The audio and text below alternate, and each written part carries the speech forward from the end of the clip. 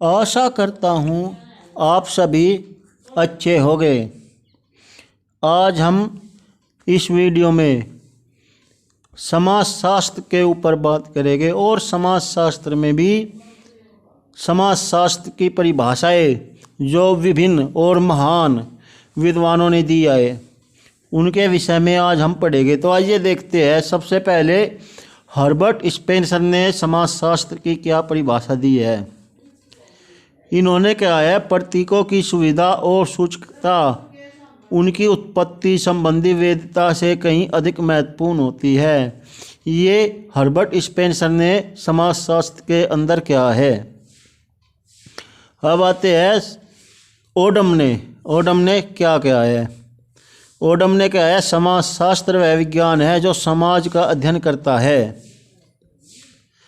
गिंडिक्स इन्होंने कहा है, समाज शास्त्र समग्र रूप से समाज का क्रमबद्ध वर्णन तथा व्याख्या है। वार्ड ने कहा है, समाज शास्त्र समाज का विज्ञान है। वहीं पर जिन्सबर्ग ने कहा है, समाज शास्त्र समाज के अध्ययन के रूप में परिभाषित किया जा सकता है। अब इससे आगे रोज ने क्या कहा है, आइए देखते हैं। रोज ने कहा है, समाज शास्त्र मानव संबंधों का विज्ञान है। वहीं पर मैकाइवर एम पेज ने कहा है, समाज शास्त्र सामाजिक संबंधों के विषय में है तथा संबंधों के जाल को समाज कहते हैं। अब क्यूबर साहब ने क्या कहा है, देखते हैं। समाज शास्त्र को मानव संबंधों के वैज्ञानिक ज्ञान के ढांचे के रूप में परिभाषित किया जा सकता है। और सीमेल साहब ने कहा है, समाज शास्त्र मानव अंत संबंधों के स्वरूपों का विज्ञान है। यहीं पर ग्रीन साहब ने कहा है, समाज शास्त्र संश्लेषणात्मक और सामान्यीकरण करने वाला वह विज्ञान है जो मनुष्यों और सामाजिक संबंधों का अध्ययन करता है। तो अब आइए देखते हैं कि अगली जो परिभाषा है वो बेनेट एम ट्यूमिन साहब ने दी है। बेनेट एम ट्यूमिन ने कहा है, समाज शास्त्र सामाजिक जीवन के ढांचे और कार्यों का विज्ञान है। किम्बल यंग ने कहा है, समाज शास्त्र समूहों में मनुष्य के व्यवहार का अध्ययन करता है। यहीं पर ओगबन एम निमकोफ ने कहा है, समाज शास्त्र सामाजिक जीवन का वैज्ञानिक अध्ययन है। वेबर ने क्या कहा है इस पर। वेबर साहब ने कहा है, वह विज्ञान है। समाज शास्त्र वह विज्ञान है जो कि सामाजिक क्रियाओं की अर्थपूर्ण व्याख्या करते हुए उन्हें समझने का प्रयास करता है। पार्सन्स ने कहा है, समाज शास्त्र वह विज्ञान है जो सामाजिक कार्यों का व्याख्यात्मक अध्ययन करने का प्रयास करता है।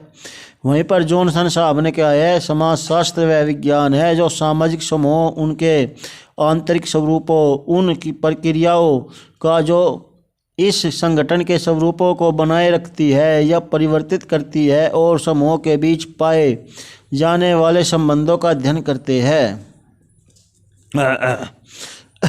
अब आइए देखते हैं वीरकांत साहब ने क्या कहा है। इन्होंने कहा है, समाज शास्त्र उन मानसिक संबंधों के अंतिम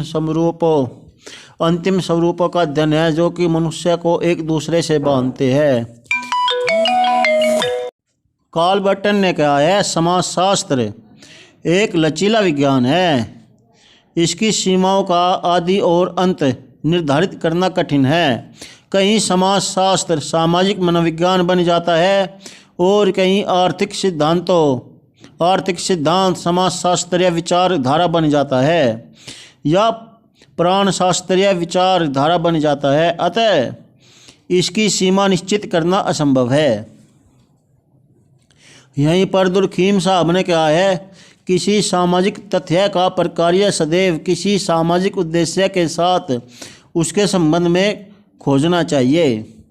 यहीं पर कोजर साहब ने कहा है, प्रकार्य किसी सामाजिक क्रिया का परिणाम है जो किसी संरचना तथा उसके निर्माणक अंगों के अनुकूलन और सामंजस्य में सहायक होता है। यहीं पर मर्टन साहब ने कहा है, प्रकार्य वे अवलोकित परिणाम है जो कि सामाजिक व्यवस्था के अनुकूलन या सामंजस्य को बढ़ाते हैं। तो यहाँ पर जो प्रकार्य है ये प्रकार्य के विषय में बताया गया है। समाज सामाजिक संबंधों के जाल के रूप में आइए देखते हैं किसने क्या कहा है। राइट साहब ने कहा है, समाज व्यक्तियों का एक समूह नहीं है वरन यह समूह के सदस्यों के मध्य स्थापित संबंधों की व्याख्या है। मैकाइवर एम पेज साहब ने कहा है, समाजशास्त्र मानव संबंधों के विषय में है, संबंधों के इस जाल को हम समाज कहते हैं। लेपियर साहब ने कहा है, समाज मनुष्यों के समूह का नाम नहीं है वरन यह समूह के मनुष्यों के अंतः संबंधों की व्यवस्था है। अब ये देखते आगे क्या किस विद्वान ने क्या कहा है। गिंडिक साहब ने कहा है, समाज स्वयं एक संघ है, यह एक संगठन तथा औपचारिक संबंधों का योग है जिसमें सहयोग देने वाले व्यक्ति एक दूसरे से संबंधित होते हैं। मैकाइवर एम पेज इन्होंने कहा है, समाज रीतियों एवं कार्य प्रणालियों प्रभुत्व एवं पारस्परिक सहयोग अनेक समूहों और उनके विभाजनों की मानव व्यवहार के नियंत्रणों एवं स्वाधीनताओं की एक व्यवस्था है। अच्छा, समिति के विषय में किन विद्वानों ने क्या कहा है।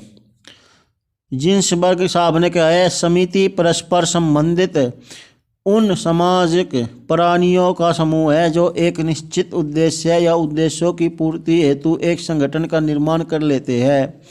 यहीं पर मैकाइवर एम पेज साहब ने कहा है, सामान्य रूप से किसी एक हित या कुछ हितों की प्राप्ति के लिए निर्मित संगठन को समिति कहते हैं।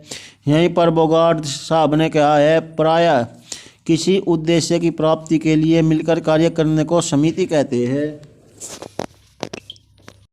तो आज के लिए इतना ही, और अगली वीडियो में हम इससे आगे की परिभाषाएं पढ़ेंगे जो विभिन्न विद्वानों ने विभिन्न विषयों पर दिए हैं जो कि समाज में आते हैं। तो धन्यवाद। आशा करता हूँ आपको मेरी यह वीडियो पसंद आई होगी।